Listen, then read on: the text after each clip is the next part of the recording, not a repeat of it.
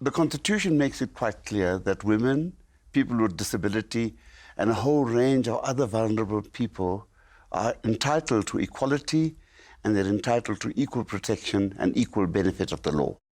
Our Constitution and the Convention both provide for the right to have everyone's dignity respected and protected. And in my view, it is the respect and protection of dignity which is at issue here when we talk about sanitation.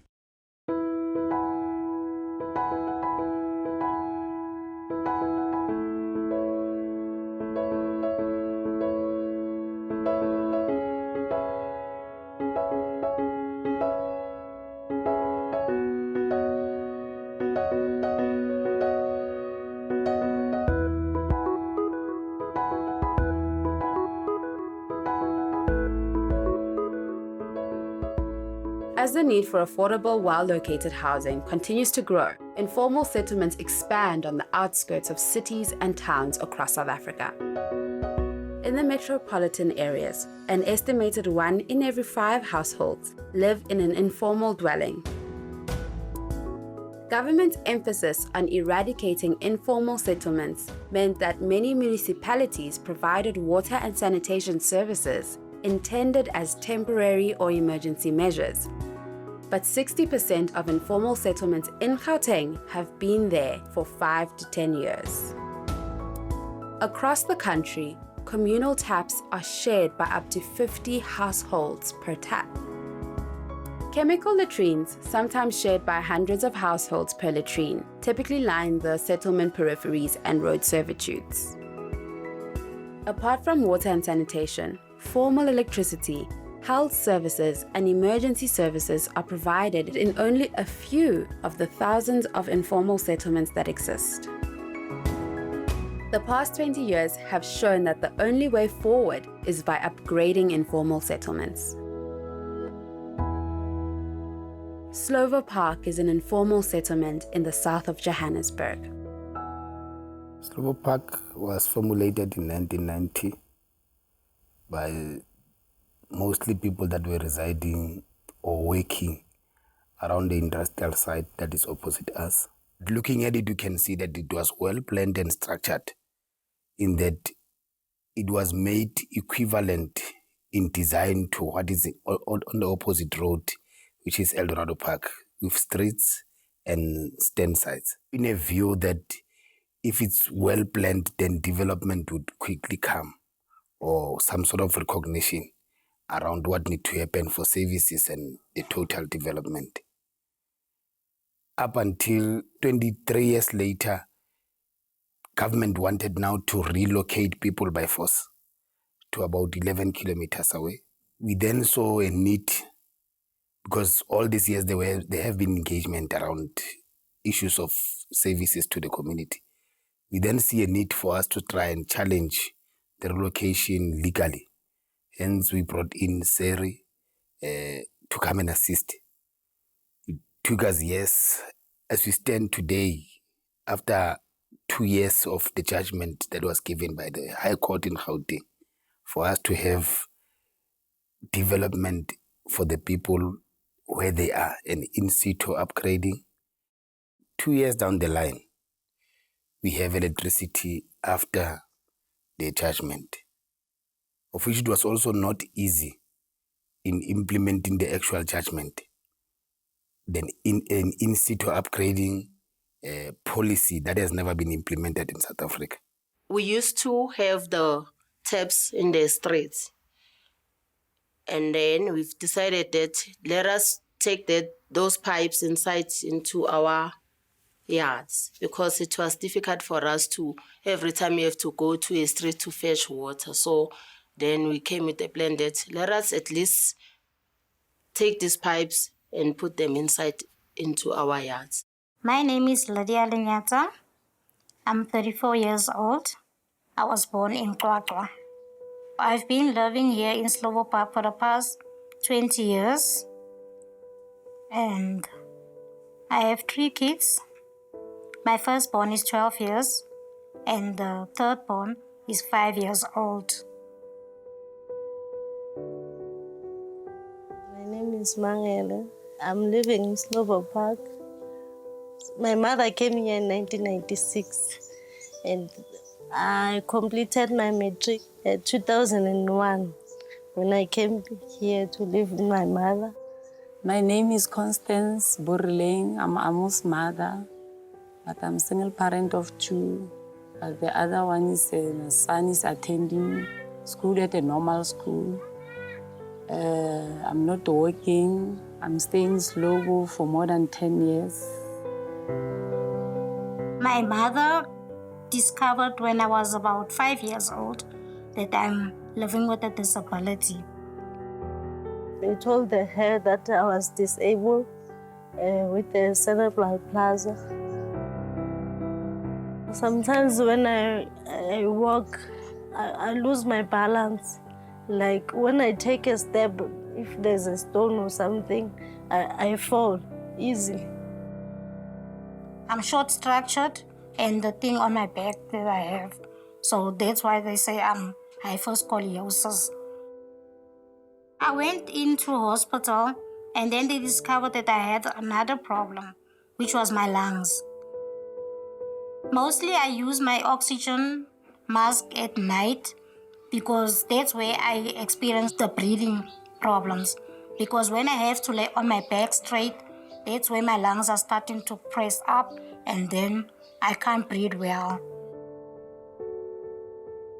So but they take already the blood of me and arm. You want to find exactly what's wrong with arm. Because he used to screaming at night. We don't know exactly what's wrong with arm. In most cases, when I want to fetch water, I take a small bucket because the big one, I won't be able to carry it by myself. So I'll take the small one and went to the tap and take that 5-liter water and come back. But if my daughter is around, she's the one who's fetching water every day. Disabled people that we've spoken to have spoken about the difficulties with accessing toilets. So the roads between toilets and along servitudes are difficult for wheelchairs to cross. And so people report stories of having to crawl across roads to get to latrines, which are inaccessible, which are too small to allow for a wheelchair, with a seat that is at the wrong height, with no handrail, with no space for a caretaker to help them use the latrine. And so they're made exceptionally vulnerable in the use of these latrines. These chemicals also do result in all sorts of urinary tract infections, etc., particularly for people who may be immunocompromised or disabled. Someone such as myself, as a paraplegic, cannot access a bathroom of that size. Or if I even am able to, then I cannot close the door. So I've got absolutely no privacy at all. And I mean, privacy is a right that I have. Accessibility must be right in the sense that the blind person must be able to find things by feeling around. And because of that, the cleanliness of the facility is of absolute importance, because blind people have to find their way within the sanitation facility by feeling where the toilet pan is. Blind people have to make sure that the toilet pan is properly clean, and they need to clean it themselves if it's not properly clean. One of the issues is that at least 2/3 of toilets in informal settlements are shared facilities. One of the problems with shared latrines, obviously, is privacy. The other has to do with the fact that they're very difficult to keep clean, and this is one of the reasons that shared facilities are not included as safely managed in the Sustainable Development Goals. Shared latrines also make particularly women and children more vulnerable to gender-based violence because they're inaccessible to the home. They present a security risk. Many informal settlements lack electricity, and so these shared facilities are not lit, making particularly women and children vulnerable to gender-based violence when they use them. So even at night, if I have to go to the toilet, I have to ask someone to accompany me to the toilet because it's not safe at all. Even the cars, and it's dark. There's no lights. I feel to go, but sometimes I say it feels a risk. I never gonna go back because sometimes the children are sleepy. They're gonna think mommy's gonna come back, or my son will feel to go to the toilet. He used to say, "Mommy, wake up, help me, escort me to the toilet." I said, "No, man, even me, I'm so scared to go outside. Government efforts to provide access to water and sanitation facilities have largely failed to take account the specific needs of disabled people, and in particular disabled women. The department at the moment has some norms and standards that are being considered that speak to issues of sanitation. The Department of Water and Sanitation has developed draft norms and standards which address the specific design specifications for latrines for people with disabilities, but these have yet to be published or approved by Cabinet. They were drafted in 2016. We're still waiting for that to come through.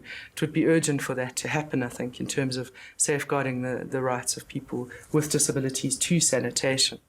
Many of our housing and services policies talk about catering for special needs, but the international conventions which the government has ratified call for universal access for housing and services that are fit for everyone, not for special facilities for people with disabilities.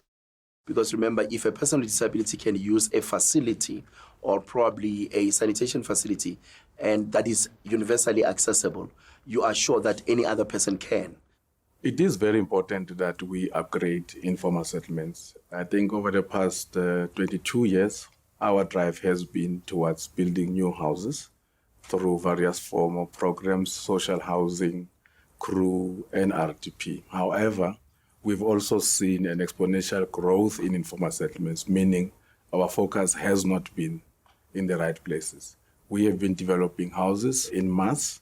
However, the people have continued to move into urban areas and into informal settlements. So upgrading is the most appropriate way of dealing with those specific spaces that are occupied by the people. Firstly, to make the lives of those people livable and comfortable, but also to incrementally upgrade them gradually in situ.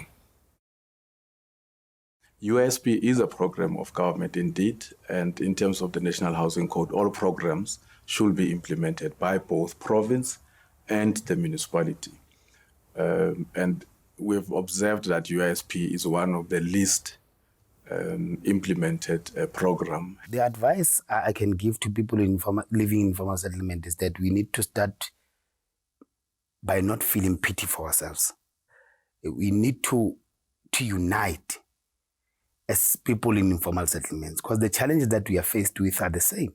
We might be coming from different backgrounds, being there for different reasons, but the challenge that we are faced with is purely services. I would be very frank to say, as and when municipalities are busy planning on their respective rollout programs, just make sure that as and when you are planning, even the planners that are there, please let there be people that are representative of the diversity of our nation. And that will always make us to be aware that we don't leave any member of our society behind. We see you need to create an environment where disabled people can feel normal and live a normal life. One thing that will change my life is if I see Slovo Park improving to upgrade more in flushing toilets, which is inside the house, which is more comfortable to use, and inside taps in the house also, and make life easier for us people with disabilities.